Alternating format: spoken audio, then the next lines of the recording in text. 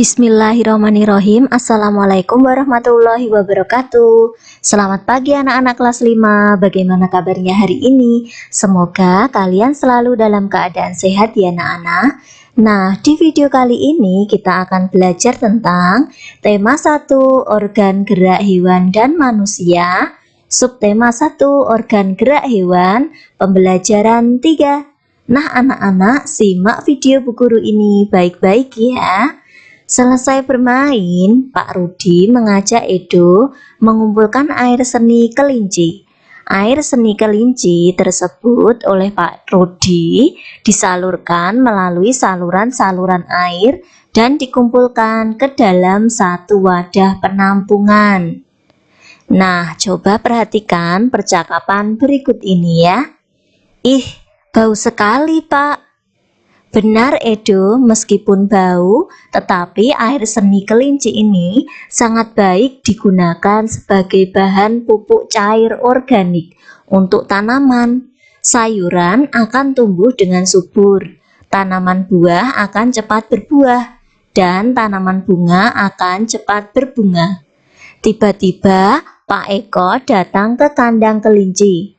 Pak Eko meminta air seni kelinci milik Pak Rudi untuk memupuk sayuran di belakang rumahnya.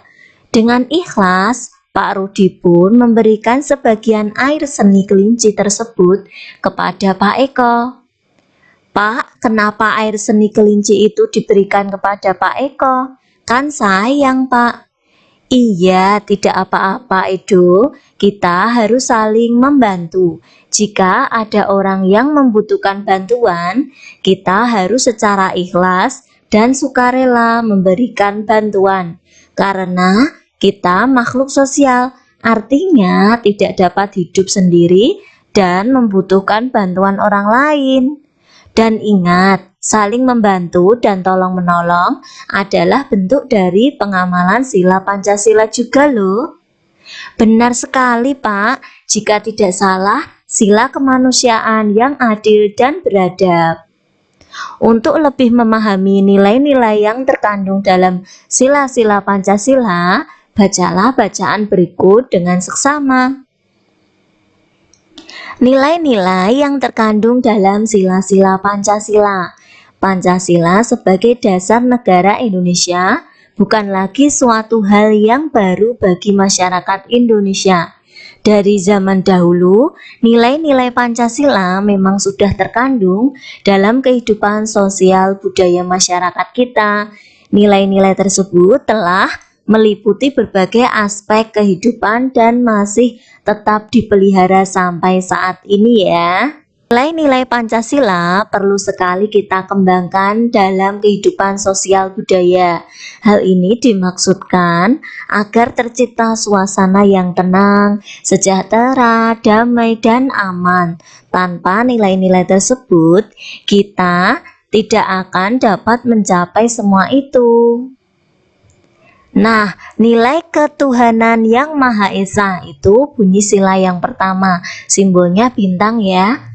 Beriman kepada Tuhan yang Maha Esa sesuai dengan ajaran dan keyakinan yang dianutnya. Kemudian anak-anak, untuk sila yang kedua itu nilai kemanusiaan yang adil dan beradab. Itu simbolnya rantai ya anak-anak.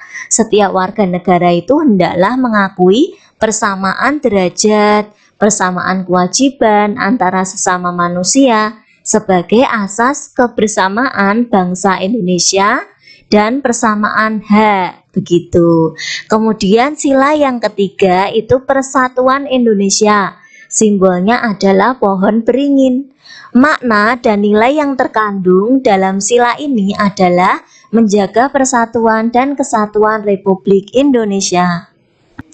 Dengan menerapkan sikap cinta tanah air, rela berkorban demi bangsa dan negara, serta memajukan pergaulan demi persatuan dan kesatuan bangsa yang berbineka tunggal ika. Sila yang keempat, nilainya kerakyatan yang dipimpin oleh hikmat kebijaksanaan dalam permusyawaratan perwakilan. Itu simbolnya adalah kepala banteng ya. Setiap warga negara memiliki kedudukan yang sama. Kedudukan yang sama tersebut hendaknya digunakan secara sadar dengan mengutamakan kepentingan negara dan masyarakat. Begitu ya anak-anak ya. Selanjutnya, untuk sila yang kelima, nilai-nilai keadilan sosial bagi seluruh rakyat Indonesia. Nah, itu simbolnya adalah padi dan kapas. Kita harus menghindarkan diri dari sifat pemborosan, selalu bergaya hidup mewah dan perbuatan-perbuatan yang merugikan kepentingan umum. Kita harus selalu bekerja keras dan menghargai hasil kerja keras orang lain. Begitu ya anak-anak. Selanjutnya, diskusikan dengan teman sebangkumu mengenai sikap atau perilaku yang sesuai dengan nilai yang terkandung dalam sila Pancasila. Beri tanda centang ya anak-anak, misalnya nomor 1, gotong royong itu sesuai dengan sila yang ketiga. Kalau rajin beribadah sesuai sila yang ke-1.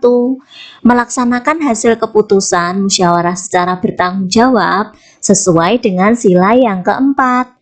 Tidak membeda-bedakan antara yang kaya dengan yang miskin sesuai dengan sila yang kedua.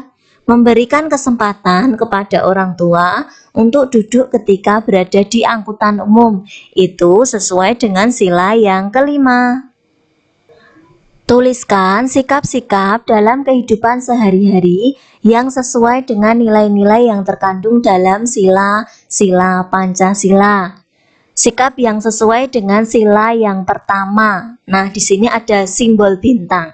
Sikap yang sesuai itu 1. Taat beribadah terhadap Tuhan Yang Maha Esa sesuai kepercayaan masing-masing. Yang kedua itu menghormati teman dari agama lain yang sedang beribadah.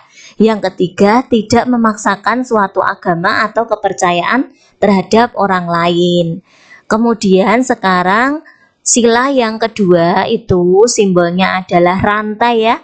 Sikap yang sesuai dengan sila yang kedua itu 1. Berteman dengan siapa saja tanpa membeda-bedakan. 2. Berani membela kebenaran dan keadilan. 3. Mengakui persamaan derajat, hak serta kewajiban antara sesama manusia. 4. Saling menolong dan menghormati antar sesama manusia. Kemudian sila yang ketiga simbolnya pohon beringin. Sikap yang sesuai itu 1. Mempelajari kesenian dari daerah lain. 2. Ikut dalam kegiatan lingkungan seperti kerja bakti dan siskamling. 3. Senang dan bangga memakai bahasa pemersatu dalam kehidupan sehari-hari, yaitu bahasa Indonesia. 4. Bangga menggunakan produk dalam negeri. Kemudian sekarang sikap yang sesuai dengan sila yang keempat, yaitu simbolnya kepala banteng. Sikap yang sesuai dengan sila yang keempat yaitu 1. Bermusyawarah untuk menentukan tempat rekreasi. 2. Tidak memaksakan pendapat pribadi kepada orang lain. 3. Mengutamakan kepentingan umum di atas kepentingan pribadi dan golongan. 4. Menghargai pendapat orang lain. Selanjutnya, sikap yang sesuai dengan sila yang kelima, simbolnya padi dan kapas. 1. Berlaku adil terhadap sesama. 2. Melaksanakan kewajiban dan menghormati hak orang lain. 3. Suka menabung dan tidak bergaya hidup mewah. 4. Menolong dan menghargai orang lain. 5. Menghukum kepada para pelanggar hukum meskipun kepada seorang pejabat. Nah, amatilah perilaku dan sikap orang-orang di lingkungan sekitarmu ya, seperti di sekolah, rumah atau masyarakat. Kemudian tuliskan perilaku atau sikap yang tidak sesuai dengan nilai dalam sila Pancasila. Nah, anak-anak, berilah tanda centang pada kolom yang sesuai. Nomor 1, memaksakan agama kepada orang lain tidak sesuai dengan sila yang ke-1. Malu menggunakan produk dalam negeri tidak sesuai dengan sila yang ketiga ya. Kemudian memaksakan pendapat kepada orang lain tidak sesuai dengan sila yang keempat. Berteman dengan teman yang kaya saja tidak sesuai dengan sila yang kedua. Kemudian mengutamakan kepentingan pribadi di atas kepentingan bersama itu tidak sesuai dengan sila yang kelima. Berikut ini adalah peta kondisi geografis negara Indonesia. Kalian perhatikan peta berikut ini ya. Berdasarkan pada peta di atas tadi, diskusikan dengan temanmu mengenai luas dan letak negara Indonesia. Tuliskan hasil diskusimu pada kolom berikut ini anak-anak. Nah, luas dan letak wilayah Indonesia berdasarkan peta ya. Indonesia memiliki pulau sebanyak 17.504 buah. Pulau itu terhampar di wilayah Laut Indonesia yang memiliki luas 3.257.357 km persegi. Luas daratan Indonesia adalah 1.890.754 km persegi. Batas wilayah Indonesia sebelah utara benua Asia, berbatasan dengan Selat Malaka, Laut Andaman, Samudra Pasifik, Laut Cina Selatan, dan Malaysia bagian timur. Sebelah selatan, benua Australia, berbatasan dengan Samudra Hindia, Laut Timur, dan Laut Arafuru. Sebelah barat, Samudra Hindia. Sebelah timur, Samudra Pasifik, berbatasan dengan Papua Nugini ya anak-anak. Setelah mengetahui luas dan letak wilayah negara Indonesia, sekarang giliranmu untuk mengetahui luas dan letak wilayah tempat tinggalmu anak-anak. Gambarkan ke dalam sebuah peta sederhana ya. Untuk mendapatkan data dan informasi yang akurat, kamu bisa melakukan pengamatan langsung dan bertanya kepada para pengurus RT, RW atau tokoh masyarakat di wilayah tempat tinggalmu ya anak-anak. Adapun yang harus kamu tampilkan pada peta itu 1. Pertegas posisi rumahmu, 2. Batas-batas RT, 3. Rumah, 4. Jalan, 5. Ladang, kebun, sawah, bukit atau hutan. Yang keenam, sungai atau aliran air ya. Mengenali wilayah tempat tinggal kita akan menjadikan kita lebih mencintai lingkungan tempat tinggal kita. Bagaimana dengan kamu anak-anak? Seberapa kenalkah kamu terhadap lingkungan tempat tinggalmu? Agar semakin mengenal lingkunganmu, buatlah cerita singkat berdasarkan peta wilayah yang telah kamu buat ya. Bacakan ceritamu di depan teman-temanmu. Pada saat salah seorang temanmu bercerita tentang wilayah tempat tinggalnya, dengarkan dengan sesama dan temukan ide-ide pokok ceritanya. Tuliskan hasilnya pada kolom berikut ini anak-anak. Nah, ini Bu Guru memberikan contohnya ya. Di sini sudah ada ide pokok dan kalimat pengembangnya. Misalnya nomor 1, ide pokoknya keluargaku tinggal di daerah pedesaan. Kalimat pengembangnya, keluargaku tinggal di daerah pedesaan yang jauh dari kebisingan jalan raya.